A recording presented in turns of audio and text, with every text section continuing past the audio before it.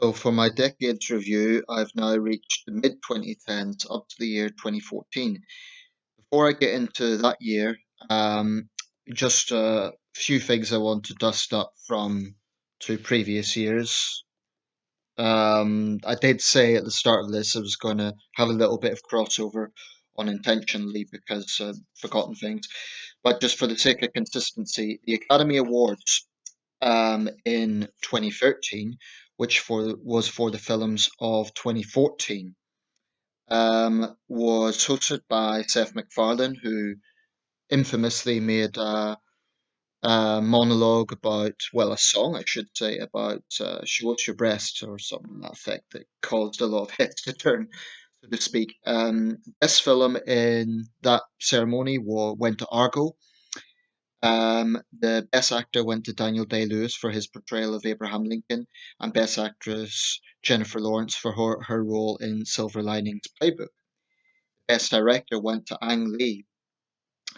Um, so that was 2013. The Person of the Year, by the way, for Time Magazine was Pope Francis, and the Nobel Peace Prize for the year 2013 went to the Organization for the Prohibition of Chemical Weapons for their role um, in as it says, prohibiting chemical weapons, and particularly with the awful event that happened in Syria that year. And Hurricane Sandy in 2012, I feel I should have mentioned that because it was actually up to that point the costliest Atlantic hurricane, both in material damage, also in lives. 285 people lost their lives. And I remember the coverage of that. Usually hurricanes strike further south in the Florida Panhandle, but that year there was New York City was being battered by the hurricane. So that's one of the big events of 2012. So we move on to 2014, and I'll start with the Academy Awards simply because I've done that. And of course, with each year, it covers the previous year. So the 2014 Academy Awards was for the films of 2013. So Best Picture went to 12 Years a Slave. Best Actor went to Matthew McConaughey for his role in Dallas Buyers Club. And Best Actress went to Kate Blanchett for her role in Blue Jasmine. And Best Director, Alfonso Cuarón for Gravity. So that was the Academy Awards in 2013. One of the big anniversaries of, the Academy Award for 2013 in 2014, being the way that it works.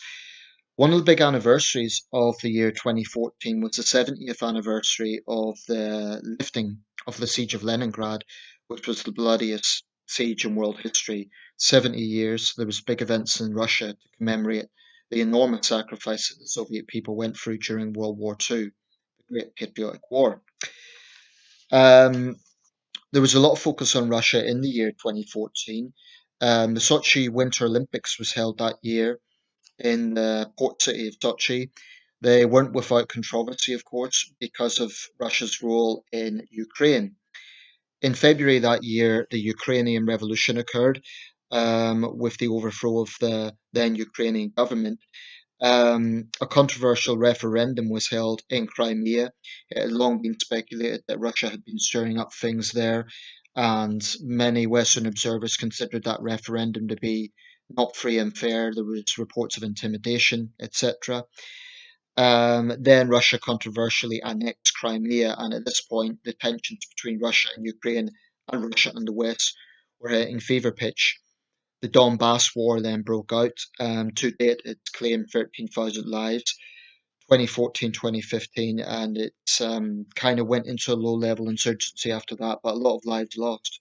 This was, of course, after the Ukrainian Revolution and the Euromaidan protests.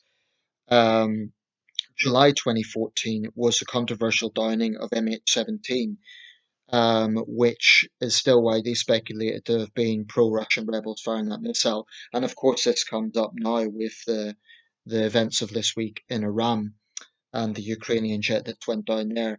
But I won't get into that. That's for another video. So world focus was very much on Russia and Ukraine in the year 2014.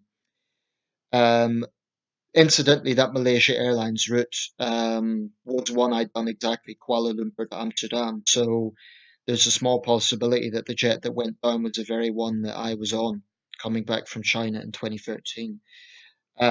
Strange thought. Malaysia Airlines had a terrible year. Um, Earlier in the year, March 2014, of course, was the infamous disappearance of Malaysia Airlines Flight 370, which to this day remains a huge mystery and may well be the most documented aviation incident ever in terms of the number of views. If you type in MH370, the sheer amount of documentation, debate, videos, speculation around this particular incident surpasses almost any other aviation incident I can think of, including other well known ones. So 2014 was the year of MH370. The Australian Royal Navy and numerous other countries were involved in the search operation. Sadly, um, it was never found. It still hasn't been. So I like to say the Sochi Winter Olympics was held. Very impressive opening ceremony, as they usually are. Big showcase for the country. It wasn't without controversy, not just because of what was happening in Crimea, but also Russia's gay rights record was a big issue at the time, as I recall. In Turkey, big mining disaster occurred at the Soma mine. 301 miners were killed, making it the worst mining disaster for some years anywhere. The Obama administration, keeping with the Russia theme, issued anti-Russia sanctions. In 2014, the Ebola pandemic broke out, spreading across West Africa and ultimately leaving over 10,000 people dead. And actually, the person of the year cumulatively by Time magazine was voted to be the Ebola fighters. For 2013, it had been Pope Francis. Time has been doing this recently. They've been using more generic sort of categories rather than actual individuals. A lot of eventful year as well for Nigeria. Early in the year, about 280 schoolgirls who became known as Chibok schoolgirls were kidnapped by the Islamist group Boko Haram. And that became a big cause celebre, going right to the White House with Michelle Obama, First Lady Michelle Obama, endorsing the campaign to have the Chibok schoolgirls released. Um, in keeping with the Boko Haram insurgency of that year, there was awful atrocity in Jos City, 118 people killed in bombings there at the hands of Boko Haram. Two major elections in the year 2014 in two of the world's most populous countries. In Indonesia, Joko Widodo became the country's president. And apologies, by the way, if I'm pronouncing any names wrong. He was the former mayor of Jakarta and a popular figure. Remains, I believe, relatively popular. In India, of course, the Indian general election, the largest democratic exercise in the world, hundreds of millions of people went to the polls, and Narendra Modi was elected prime minister under the BJP. And Modi mania swept India that year, where there was enthusiastic rallies for Narendra Modi. Um, Thailand saw its political crisis hit fever pitch when yet another coup d'etat in the country's long history of coup d'etats took place. Prime Minister Yingluck Shinawatra was impeached, and General Ochachan took over, and to this day, military regime remains in power. Also, in the year 2014, the issue of Les Majest cases very much came to the fore.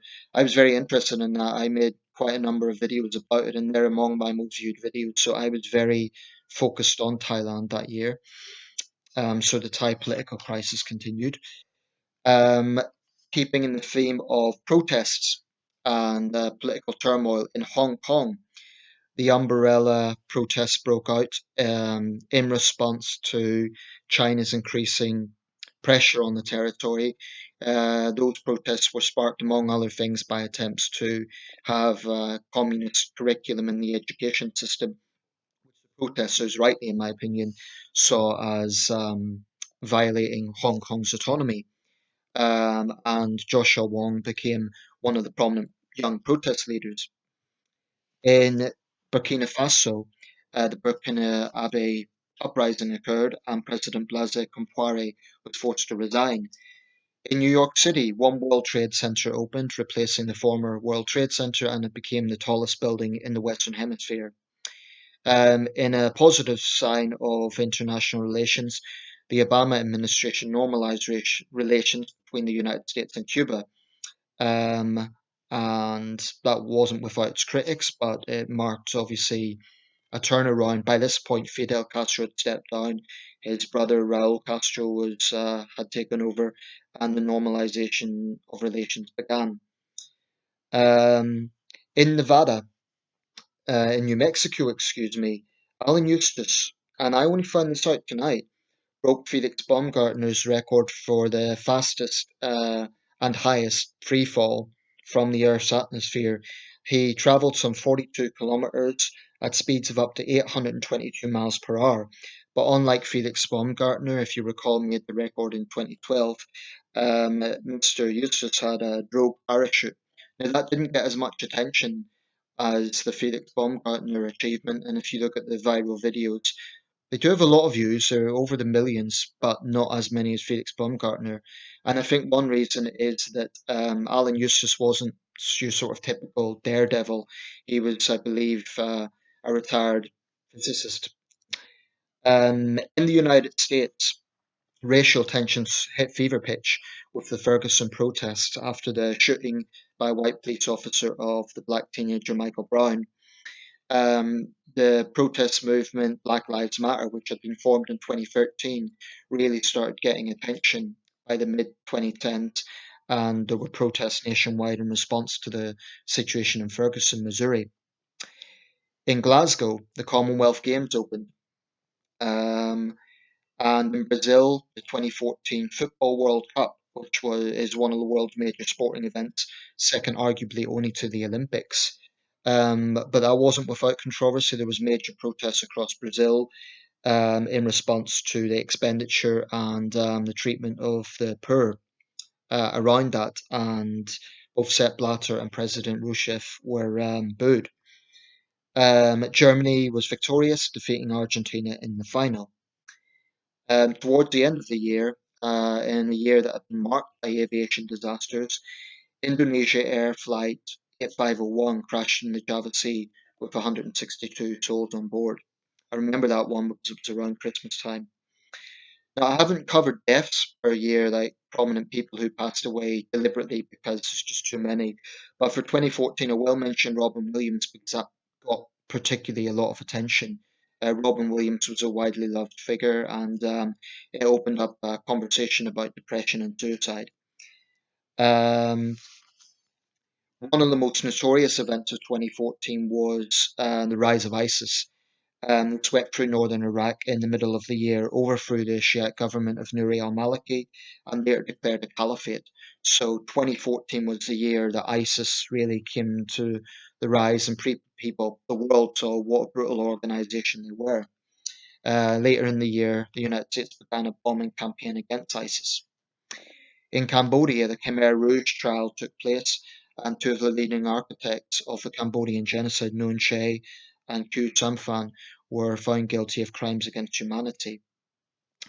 Just looking at other things that I can mention about the year 2014. Here in the UK, the Scotland referendum took place, the Scottish independence referendum, where I was actually present. I was there in Edinburgh for that event. And the Scottish people voted very comfortably to stay in the United Kingdom, 55% to 44%. In Vietnam, there were vocal and sometimes violent protests against China after China constructed an oil rig in the hotly disputed South China Seas. And the issue of the South China Seas and maritime expansionism and those sort of issues really came to the fore in the year 2014. Back in the Middle East, the Gaza war broke out, the most serious conflagration between Israel and Palestinians for years, over 2,000 people killed, when Israel launched Operation Protective Edge in response to Palestinian rocket attacks.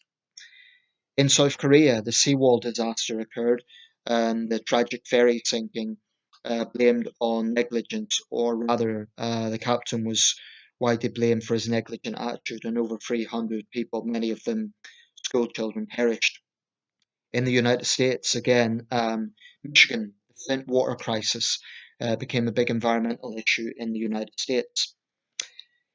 What else can I cover for the year 2014? The South Sudan war really raged on, and reports started trickling through that as many as 50,000 people had died up to that point, and this figure is now cited to be up to 300,000, which would make it the second deadliest conflict of the decade after the Syria war. The Afghanistan war also raged throughout 2014, as did sectarian violence in Pakistan. And in December, there was the awful atrocity in Peshawar when 145 young recruits, young men and boys, were killed at a training academy, which shocked and sickened many people in Pakistan and around the world, and once again reminded us of the scourge of pan Islamism. Um, And one more event I will cover for 2014, the Eurovision Song Contest. Now, I haven't done this for every year, but 2014's event is particularly memorable. It was held in Copenhagen, Denmark, and the winner was Conchita Wurst of Austria, uh, who was famously the bearded lady man. Um, this has opened up a big issue in the culture wars. The Eurovision's always been seen as a pretty pro LGBT event. It attracted some controversy. I remember at the time there was a lot of men throughout Russia and in Eastern Europe who were deliberately shaving off their beards in protest at this bearded lady man, Conchita Wurst, winning the contest. There was one unfortunate incident when the Russian singer's two sisters were booed. The same thing happened the following year. So this was really sort of a hallmark of the deterioration in East-West relations, and it was unfortunate that they chose to target two young women who had nothing to do with what the government was doing, in my opinion. So that was the year 2014. If I've forgotten anything, as usual, feel free to include it. I've tried to be as inclusive and as geographic as possible. Um, Looking at that on the surface, you might think it was a very chaotic year, a year of terrorism, a year certainly that we do associate with the Russia-Ukraine crisis and the rise of ISIS. So it's difficult to see it as a particularly good year, but I take the view in any year, and bearing in mind we're up to the mid 2010s now, there's going to be good and bad. So no year can be described as all bad, and no year can be described as all good. And you can take any one of these years, and that would be the case. So whatever negativity there is, human rights abuses, wars, and so on, there will be good as well in every year. And that's what I've discovered from my research on these reviews. So that brings us smack bang in the middle of the decade. Next video, 2015. Please do tune in. And like I say, feel free to add anything I've left out. Incidentally, with the race relations issue I mentioned in the United States, I mentioned Michael Brown, also Eric Garner situation in New York City when Eric Garner was strangled by an NYPD officers, and famously said, "I can't breathe," and that led to some very heated protests over that. So, within the American context, 2014 can be seen as a year of real racial tensions, um, probably unsurpassed since the 1992 Los Angeles riots. Okay, I'll close it there because otherwise I'll keep wanting to include more information. I tried to include a bit of everything: conflict, ceremony, elections, science, ceremonies, popular culture. Like I say, I'm sure those things I can add, bugging myself thinking, oh, I need to add that, I need to add that. But it's impossible to include everything. Thanks for watching. For me personally, we'll close with this. I remember 2014, it was the year I had my first and only boxing match, charity boxing event, white collar boxing. It was October that year. So that's what I remember 2014 for. Right, let me know your thoughts. What were you doing in 2014? What do you remember about 2014? Tell me something about your country in the year 2014.